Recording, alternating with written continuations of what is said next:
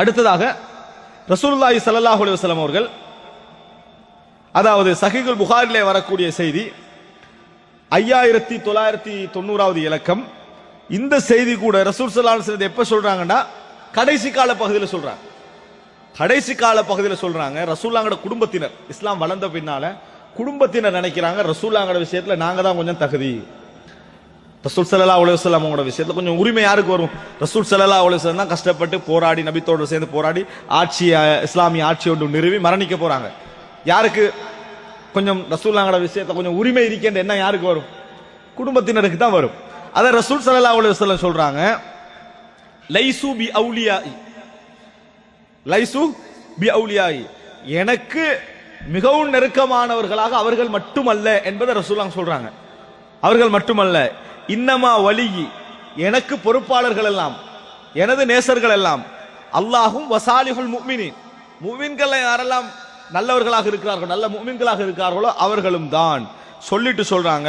ரசூலுல்லாஹி ஸல்லல்லாஹு அலைஹி வஸல்லம் அப்படி சொல்லிட்டு சொன்னதாக, குடும்பத்தினர்கள் எனக்கு மிகவும் எனது தகுதியானவர்கள் அல்ல, எனக்கு மிகவும் தகுதியானவர்கள் நல்ல முறையில் ஈமான் கொண்ட சாலிகான மக்கள் என்று சொல்லிட்டு ரசூலுல்லாஹ் சொல்றாங்க.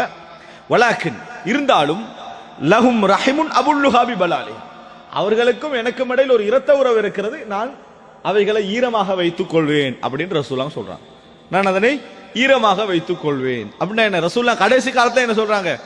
இரத்த உறவு விஷயத்தை நான் பேணி நடப்பேனே தவிர இதை வைத்து என்ன அவர்கள் கூடுதலான உரிமை படைத்தவர்கள் அர்த்தம் அல்ல என்று ரசூல் ஸல்லல்லாஹு அலைஹி வஸல்லம் அவர்கள் சொன்னதாக சஹீஹுல் புகாரியில நம்ம பார்க்கிறோம். அப்ப ரசூல் ஸல்லல்லாஹு அலைஹி வஸல்லம் ஆரம்ப கட்டத்திலும் முடிவான கட்டத்திலும் இரத்த உறவு சம்பந்தமாக இடைக்கட என்ன செய்யறாங்க? ஞாபகப்படுத்துறாங்க. மார்க்க பிரச்சாரம் செய்கிற நேரத்தில் கூட, குடும்பத்துக்கு ஒரு விஷயம் சொல்ற நேரத்தில் கூட உறவு முறையை நம்ம என்ன செஞ்சுக்கணும்? இடைக்கிடையே ஞாபகப்படுத்திக் கொள்ள வேண்டும் என்ற செய்தி என்ன செய்கிறது? இது சொல்வதை பார்க்க, அதை பகைக்கிற மாதிரி பேசக்கூடாது, அதை பிரிக்கிற மாதிரி பேசக்கூடாது. நான் எப்படிப்பட்டவன், நிறைய பேர் என்ன செய்யறாங்கன்னு சொன்னால் நான் எப்படிப்பட்டவன் அடிப்படையில் தான் பேச ஆரம்பிக்கிறாங்க. நான் எதை என்றால் பிரிவேன் உங்களுக்கு தெரியும் தான், பிரியறத பத்தியே என்ன செய்யறது அந்த இடத்துல பேசுறது. ஆனா ரசூலுல்லாஹ் சேர்றத பத்தி என்ன செய்யறாங்க? மார்க்க பிரச்சாரம் செய்யற நேரத்தில் கூட சேருவதை பற்றி தான் ரசூலுல்லாஹி ஸல்லல்லாஹு அலைஹி வஸல்லம் அவர்கள் பேசி இருப்பதை நாம் என்ன செய்கிறோம்? பார்க்கிறோம். இது புகாரி முஸ்லிம்ல வரக்கூடிய இந்த செய்தி மிகப்பெரிய ஆதாரமாக அதற்கு இருந்து கொண்டிருக்கிறது. அடுத்ததாக அன்புள்ள சகோதரர்களே, இன்னொரு செய்தி என்னன்னு சொன்னால், அதாவது ரசூல் ஸல்லல்லாஹு அலைஹி வஸல்லம் அவர்கள், இது ஒரு முக்கியமான செய்திகள் உண்டு. என்னன்னா, ரசூல் ஸல்லல்லாஹு அலைஹி வஸல்லம் அவர்கள் இரத்த உறவுகளை எப்படி கவனித்தார்கள்? இப்ப ஏற்கனவே சொன்ன இந்த பிரச்சார விஷயத்திலேயே இரத்த உறவுகளை எப்படி கவனித்தார்கள் அதுல ஒரு ஆதாரம் இருக்குது. அதே மாதிரி இன்னொரு செய்தி வந்து புகாரி, இது முஸ்லிம்ல வரக்கூடிய செய்தி 2489வது இலக்கம், 2489வது இலக்கம். ஆயிஷா ரலியல்லாஹு அறிவிக்கிறாங்க, ஹஸ்ஸான் இப்னு சாபித் ரலியல்லாஹு அன்ஹு ரசூலுல்லாஹ் கிட்ட வந்து சொல்றாங்க, யா ரசூலல்லாஹ், அல்லாஹ்வின் தூதரே, இذن لي في ابي سفيان, இذن لي في ابي سفيان, அபூ சுஃபியானுடைய விஷயத்தில் எதிர்த்து கவிதை பாட அனுமதி தாருங்கள். அபூ சுஃபியானுடைய விஷயத்தில் எதிர்த்து கவிதை பாட அனுமதி தாருங்கள். அபூ சுஃபியான் யாரு? அபூ சுஃபியான் ரலியல்லாஹு அன்ஹு அல்ல ரலியல்லாஹு அன்ஹு அல்லையா?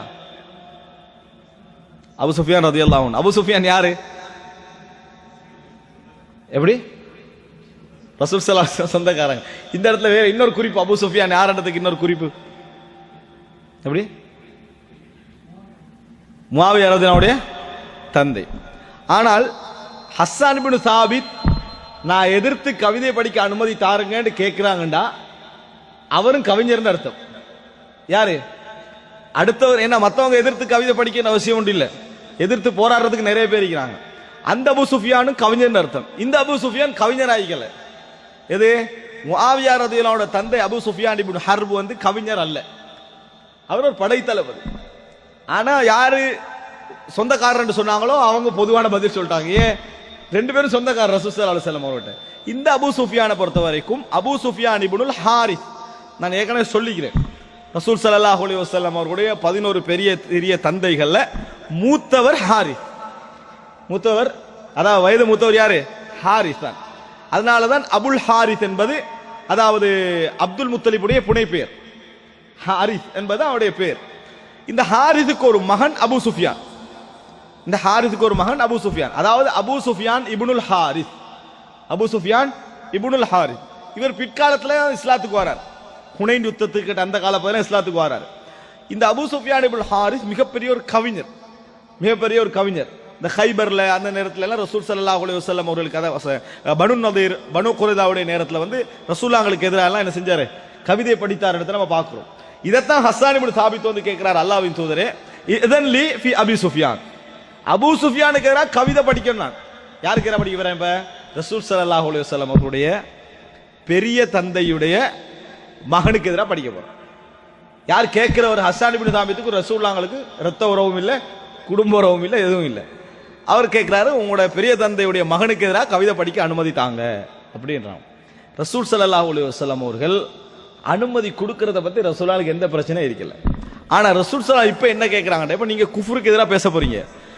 அபூ சுஃபியான் இப்னு ஹாரிஸ் எந்த குடும்பத்தை சேர்ந்தவர்? எங்கட குடும்பத்தை சேர்ந்தவர். அப்ப நீங்க குறைஷிகளை விமர்சிச்சு தான் ஆகணும். அதே குறைஷில் உள்ளவன் தான் நான்.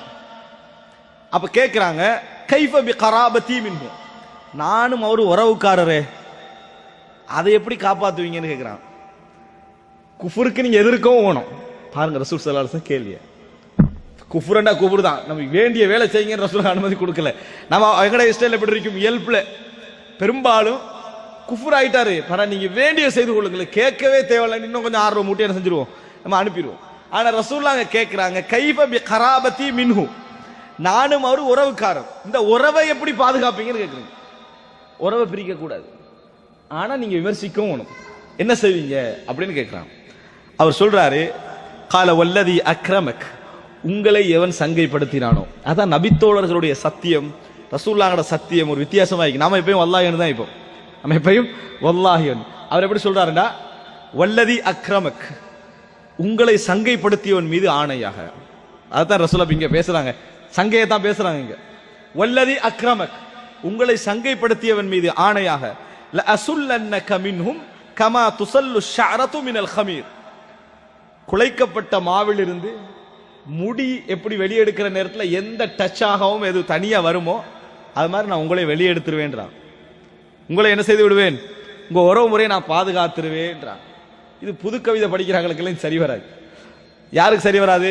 சும்மா அப்படி தமிழ் வசனத்தில் எழுதி அது நம்ம கவிதை, இது வந்து புது கவிதை அப்படின்னு சொன்ன பிறகு, ஓ இது கவிதையா, நான் கட்டுரை நினைச்சு வாசிச்சிருந்தேன், இப்ப நிறைய கவிதை போயிட்டு இருக்கு, விளங்கிட்டா? அவர்களுக்கெல்லாம் இது சரி வராது, அவர்களுக்கெல்லாம் இது சரி வராது. காரணம், ஹஸ்ஸான் இப்னு சாபித் மிகப்பெரிய ஷாயிருல் இஸ்லாம், இஸ்லாத்துடைய கவிஞர்கள்ல மிக முக்கியமான ஒரு கவிஞர். அவர் எப்படி சொல்றாருண்டா, அபூ சுஃபியானையும் விமர்சிப்பேன், உங்களையும் காப்பாற்றுவேன், உங்களையும் காப்பாற்று. எப்படி காப்பாற்றுவேன்? அசுல்லன்னக மின்ஹா, அவர்களின் உங்களை நான் காப்பா, மின்ஹும் கமா துஸல்லு ஷஅரது மினல் ஹமீர், குலைக்கப்பட்ட மாவிலிருந்து ஒரு முடி இருக்கிற நேரத்தில் இந்த முடியை எடுக்கணும், மாவு எதுவும் வரக்கூடாதுன்னு நினைக்கிறோமே, அது மாதிரி நான் என்ன செய்வேன், உங்களை எடுத்து விடுவேன் அப்படின்றாங்க. வேற செய்திகள்ல பார்க்கிறோம், இவர் போய் ஹஸ்ஸான் இப்னு சாபித் போய் அபூபக்கர் ரலியல்லாஹு அன்ஹு அவர்கிட்ட ரசூலுல்லாஹோட டோட்டல் பரம்பரையை அப்ப படிச்சுக்கிறாரு, முழுசா கேட்கிறார். கேட்டு எல்லாம் முடிச்சுட்டு அதுக்கப்புறம் என்ன செய்யறாரு, படிக்கிறாரு. அபூ சுஃபியானை விமர்சிக்கவும் செஞ்சாரு, குறைஷிகள்ல ரசூலுல்லாஹோட உறவை காப்பாற்றவும் செய்தார். யாருக்கு முடியும்? வசன நடையும் ஒழுங்கா இருக்கணும், குடும்பத்தையும் காப்பாற்றணும்.